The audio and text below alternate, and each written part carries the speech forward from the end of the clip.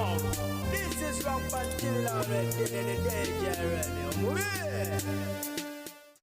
Nkwanirizaako gw'omulungi eyeekomedde ku page the news anka bwentyo nenkwebazaako gy'otusaako engalo gy'osinzira okuba ng'ate okakkalabya. Omuvubuka abadde yakamaliriza siniya ey'okuna afiiridde mu kusunsulamu abagenda okwegatta ku ggye lya UPDF mu bitundu bya Busoga. Thomas ow'emyaka 23 kigambibwa nti ono olwamaze okuba ng'ate adduka embiro za kilomita 5 n'agweri n'azirika ne bamuddusa mu ddwaliro ekkulu Eiganga gye yafiiridde. Major Charles ayogerera ekibinja ekisooka mu UPDF agamba nti famire y'omwana ono oba y'omugenzi ono tegenda kubanga ate eriyirirwa olw'ensonga nti yabadde tanaba kubanga yeegatta ku ggye mu butongole. Kinajjukira nti oyo si yasookedde ddala okuba ng'ate afiira mu training zino kitalo nnyo kitalo ddala ate ye yawona okugajjambula abatuuze gye buvuddeko awo wiiki ng'emu emabega asangiddwa ng'agenda maaso okuba ng'ate naye azze bukolokolo yeeyunge ku ggye lya UPDF. Kigambibwa nti ono abadde ku wanted era nga anoonyezebwa poliisi oluvannyuma lw'okuba nga atulugunya abatuuze nga abba ente era nga abatuuze baali bagenda kumumiza omusu bw'atyo nakola ki n'adduka wabula ng'ate kibeewuunyisizza okuba nga y'omu ku abo abazze okwewandiisa abeere nga yeenyiga mu magye ga UPDF. Omubiri gwa muganda waffe yafiira mu kibuga Dubai ennaku z'omwezi nga 25 omwezi ogwokutano abangi gwe bamanyi nga Pretty Sophie gwakomezeddwawo mu ggwanga lyattu Uganda era ng'ono yazzikiddwa ku bijja bya bajjajjabe ebutambala olunaku olw'eggulo mu nnaku ennyingi wabula nga abooluganda bagenze maaso okuba ng'ate basiima buli kinnoomu yasobodde okuba ng'ate abakwatirako mu mbeera eno koza abantu bangi bafiira emitala w'amayanja ne batasobola kuba ng'ate bazza mighty olwa expenses ezitera okuba ng'ate zibaawo. Rest in peace Pretty Sophie. Lyo essomero lya St Mary's College erisangibwa e Kabale lyagenze maaso okuba ng'ate lisuspending abaana abawerako ddala 825 nga muno mulimu abayizi ab'essiniya ey'okuna, siniya ey'okutaano ne siniya ey'omukaaga oluvannyuma lw'okukola strike. Kigambibwa nti abaana bano okwekalakasa entabwe yavudde ku kubanga bakaayanira space we bayinza okuba ng'ate batuula okulaba TV wabula ng'ate mwanattu kyagenze maaso okuba ng'ate kiyingiramu poliisi era ng'agenze maaso okwongera okubuuza abaana akajojijoji w'ebibuuzo yasiŋŋaanye ng'abaana balina n'ensonga zaabwe endala mpitirivu ezagenze maaso okuba ng'ate zibaviirako okwekalakasa ng'abaana bano bagamba nti ekisookera ddala baagenda maaso okuba ng'ate bagibwako ensimbi abo baali baagala okuba nga beesimbawo nga ba prefect nga buli mwana agibwako emitwalo 6 okusobola okuba ng'ate yeesimbawo nga bamugamba nti ensimbi ezo zaakugula equipments z'anaakozesa singa abaayiseemu ne bagenda maaso okuba ng'ate bakizuula nti abaana abasiniya ey'okutaano nabo baali bagibwako ensimbi emitwalo 22 ngezo za kubukinga butanda abasiniya 6 bwe baliko essaawa eno bo abasiniya 5 bwe banaakozesa nga batuuse mu siniya ey'omukaaga. Ebyo byonna bibadde nga bibaluma era nga munange bagenze maaso okuba ng'ate babinnyonnyola poliisi nga ze zimu ku nsonga lwaki bagenze maaso okuba ng'ate beekalakasa naye nga bano bategeezeddwa nti buli mwana waakudda ku ssomero neki n'omuzadde basobole okuba ng'ate babituulamu babitebye. Ate nga wano mu district ey'eryantonde bo abayizi bavudde mu mbeera ne bagenda maaso okuba ng'ate bocha office ya headmaster ng'ono bamulanga okuba ng'ate yeenyigira mu lugambo nti asuusizza olugambo ku ssomero wano na wali headmaster buli wamu yaliwo so okumubonereza ne bagenda maaso okuba ng'ate bocha yafesye. Y'omukulu amanyiddwa nga Yoweri Kaguta Museveni kigambibwa nti yandiwanga pondose era ng'olunaku olwaliro lwe lukiiko oba ye meeting gyagenze maaso okuba ng'ate atuulamu n'abasomesa abawera ddala 2 abaagaana munange okuba ng'ate basomesa nga bagamba nti baagala omusala gwabwe gube nga gwongezebwa ngamba aba arts naye nga tubadde tukyali awo aba public services nga bano bayita mu Uganda Local Government Workers Union nabo ne beeyunga ku KEDIMO era nga bategeezezza nti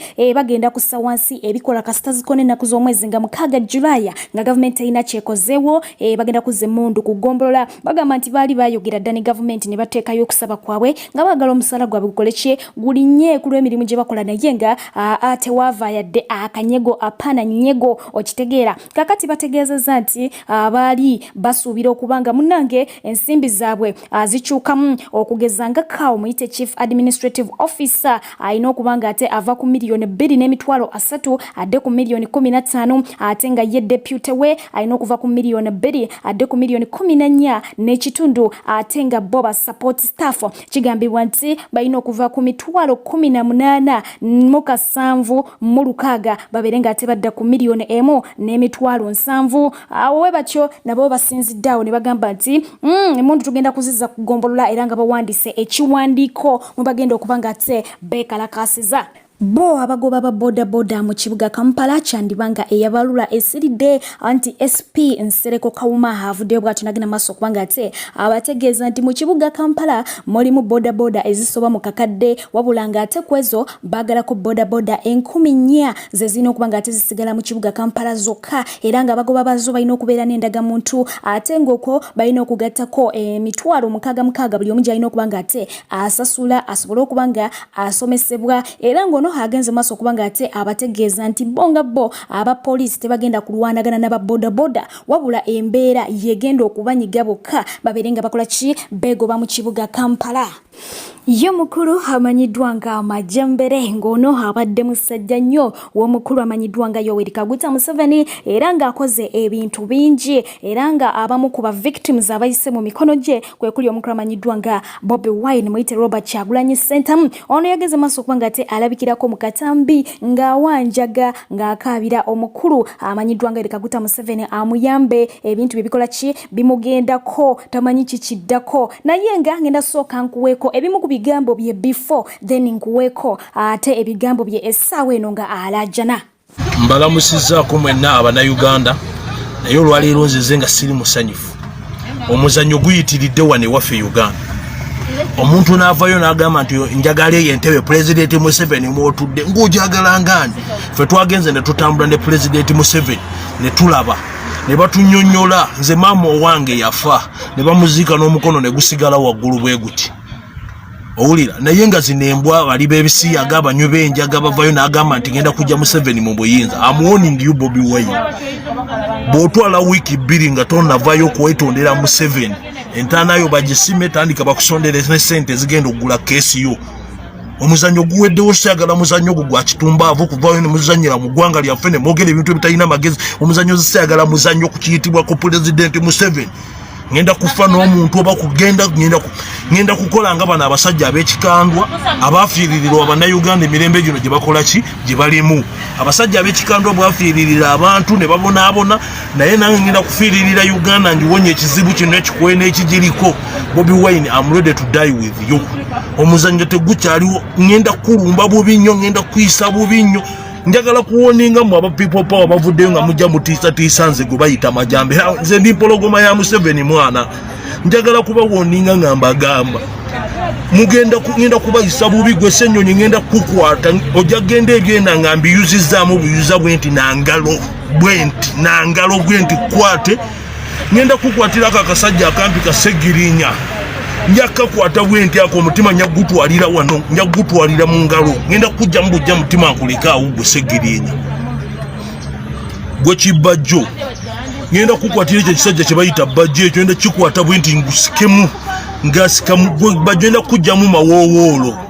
bamuyitiridde omuzannyo gw'ekitumbavu okuvayo nga mugenda muzannyira ku gavumenti. Njagala kuwoninga oyo omusajja gwe bayita penge nkuwoninga nga nkugamba waswaza mama Fina n'olinyira wane waffe Uganda ngenda kuyisa bubi nnyo gwe Kawenja Asibaga Kato mwenna njagala kubagamba abapositinga mmwe babloga abapositinga ebintu ebitalina magezi mbawadde wiiki emu ey'okubiri bwe nziramu n'endaba ekintu enda batandika omukoomu omuzannyo guweddewo sitayagala muzannyo gwa kitumbaavu. His Excellency, the President of the Republic of Uganda, Tata Nyamba nze musajja w'Amajambere siri mubbi. Tata nze musajja w'Amajambere ngezezaako nekola buli kimu obe mbuyinza mukenteesobola muzeeyi ebintu byeba bitwala muzeeyi ebintu byeba bitwala muzeeyi lunakusiba kukubo muzeeyi nekkubo ezinatera okuntomera muzeeyi afane nalweiso omuna afane muwozi manage mutase ebintu byange babitwala nyibu siri mubbi afande muzeeyi nze musajja w'amajjambere pologoma muzeeyi muntase mbere nkalubiridde muzeeyi bulunaku ku kkubo konvoyi empitako muzeeyi n'atera okugwa mu konvoyi yo muzeeyi embeereganye muzeeyi ndi bubi muzeeyi ntaasa musajja w'amajjambere muzeeyi bintu byaba bitwala muzeeyi mpaka kyase kubulira muzeeyi ebinnuma ziri mumbi muzeeyi ntaasa muzeeyi musajja w'amajjambere muzeeyi sina kyasikoze kugwe muzeeyi obeere muntemengezezakaobusobozi bwange naye muzeeyi ntaasa tewali agenda kunyamba muzeeyi yegwe agenda okunyamba muzeeyi nyamba muzeeyi ndi bubi pulezidenti wange muzeeyi nyamba muzeeyi nyamba. Ye omuyizi okuva ku St. John's Mukono yes yeyewuunyisizza abanje oluvannyuma lw'okuvaayo n'akyomera abafuzi naddala ba MP olw'ebikola ebigenda mu maaso mu ggwanga lyettu Uganda era ng'ono akonye ku kyensimbi obukadde 40 ezaabaweebwa beeyozeeko omuggalo ate nga mwana tu ebyetaaga ensimbi mu ggwanga lyettu Uganda bye bingi ddala. This is most especially when leaders are becoming misleaders, mentors are becoming tormentors. The freedom of expression is becoming the target of oppression. Opposition will always be our position. My views are, before I go to my views, we are going to discuss the motion. In this current situation, where prices are increasing every day, as an MP of your constituency, what advice would you give to the country? I advise the government to reduce on the expenditure on non-productive activities. Like, for example, recently the MPs were given 40 million each of them just for recovery from lockdown. That money would be put in the agriculture sector so that they improve on our farming methods, like we get better methods of farming. Wewe nkobaimu abantu baidinda iganga bujiri mbaretoro komoli nebitonde biriraniewo kambandule clouds one disco ngeno nempyaka edio kumenediruo bali nebyuma ebirikomole mbenga byatusibwa kuva mu wanga eri America bali niba DJ bakugu abatendekebwa mukugo DJ Farouk okuva mu Los Angeles California United States of America bali nemizindalo ejikuba jasanikira chalo chona okwoza nebitala ne disco lights edimulisa wabona buli kimwe ekikweto olina mukolo gwa kwandula mbaga mazalibwa oba baby shower olina political rallies street bash byonna obikwasaganya batukire ku namba yaibwe yesimu ngobita manager Faizo 07724090 oba yogera ne kabwe jumbira nkobo mubede mwene DJ Farouk ngobita ku WhatsApp plus ndala 742252 toikiriza kyalo kugeya mukolo gwo. Omuyimbi Spice Diana yawonera watono nnyo oluvannyuma lw'okulumbibwa omuzigu eyabuuka ekikomera n'agwa munda wabula ng'atono yasangayo abakuumi era nga bo mu kwewozaako bagamba nti omuzigu bamukwata ne bamukasuka wabweru ate oluvannyuma abatuuze ne bagenda mu maaso okuba nga ate bamugajjambula emiggo egyabula okuba nga ate gimujja mu bulamu bw'enseno. Awo poliisi we yabasangira ne bamuggyako ne beera nga ate emuddusa mu ddwaliro yes ate nga yo poliisi etegeezezza nti olwali okumutuusa mu ddwaliro nassa omukagwe ogw'enkomero wabula nga ate abamu ku batuuze beesowoddeyo ne beegaana ekyokuba nga ate bakuba omubbi oyo ne bagamba nti ababodegaadi ba Spice Diana be baamukuba ne bamutuusa mu mbeera eyo. Poliisi we yatuukira nga bo bagezaako okuba nga ate bamutaasa ngamba abatuuze. Henry alina emyaka 27 emirimu gwe twategedde gwakola nti mukubi wa buloka tetunaba kikakasa tiemu eyali ekuuma mu maka ga Spice Diana erumiriza okuba nti ono omwami yaginnya ekikomera n'agwa munda era olwali omufulumye bweru abatuuze abalala mbu baamukakkanako ne bamukuba mpaka poliisi bwe yajja n'emutaasa era olwali omutuusa emulago n'akutuka ebyo byonna byakukakasibwa naye ng'okunoonyerezako kwatandise waliwo abalumiriza nti bo bennyini kikomera ekyo be bamutuusaako ebisago bino ate si batuuze so waliwo akawunsi za njawulo naye nga statement ziri mu kukolebwa tujja bba tubabuulira. Ye eyeyita MC10 muwala wa Fulufiga oluvannyuma lw'okwebika bw'atyo yamaze n'avaayo n'agenda maaso okubanga ate atabukanga ategeeza nga omukulu amanyiddwa nga Lwasa Emmanuels we yabadde akoze naye omupango era ng'oyo yabadde supposed okubanga ate amusasula aveeyo akole kyonna ky'akola asobole okubanga ate adaivatinga abantu abajje ku nsonga y'akatambi ka Lwasa abazze ku kirala bw'atyo n'agenda maaso okubanga ate akikola naye ekyennaku agamba nti Lwasa teyamufuddeko teyamusasula ate ne mubaamu bise ye teyasobodde kubaamu ekintu ekyakoze kye ekyamulumye ekyo kinkozesa emirimu ekyo naye kijjayo yeni kimpa obusente obulabisa takiwolereza naye nafudde tonaba kompasitinga kinjo kyessa tekyagala kunsasula ekyo kirwasa ekyo kyolaba ekyo kinkozesa emirimu ekyo naye kijjayo yeni kimpa obusente obulabisa takiwolereza naye nafudde tonaba kompasitinga kinjo kyessa tekyagala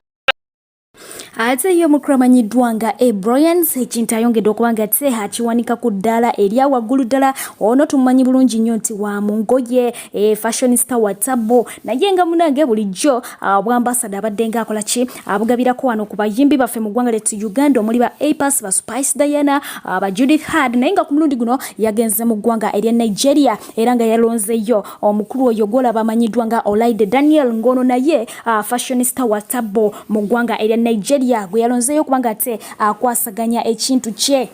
bo bannayuganda essanyu lyababuganye oluvannyuma lwe yaliko kapiteeni wa Uganda Cranes omukulu amanyiddwa nga Ibrahimu Sekajja okulangirira nga omutendese wa New York Red Bulls ow'ekiseera mu liigi y'ababinywera mu ggwanga erya America. Yes, wabula nga ate ye omukulu amanyiddwa nga Cristiano Ronaldo avudde bw'atyo n'ategeeza nti talina ssuubi nti Manchester United ejja kubanga ate evuganya ku kikopo kya sizoni ejja bw'atyo n'agenda maaso okubanga ate ategeeza nti asaba Man United emute agende kubanga munange ayagala kuzanya mu Champions League wabula nga ate yo timu mulemeddeko emusabagira asigala kubanga munange ekyamwetaaga so ebyensobodde okubanga ate nkugira jo eyo olunaku olwaliro ba mu dakiika zino ngenda kubanga ate munange nsaba mungu oyo atakuumira mpeera asigale nga atukumye mubeere bulungi mbagala nnyo mweraba.